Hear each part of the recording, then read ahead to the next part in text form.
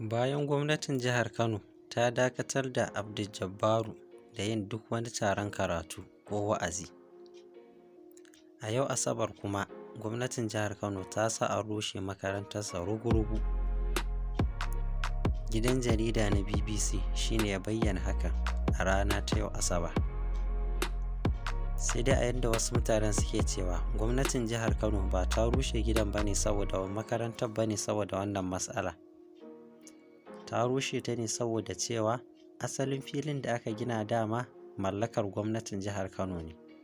An ba shi dama ya zauna a gurin ne domin sasanta wata rigima tun lokacin tsohon gwamna Malam Ibrahim Shekaru.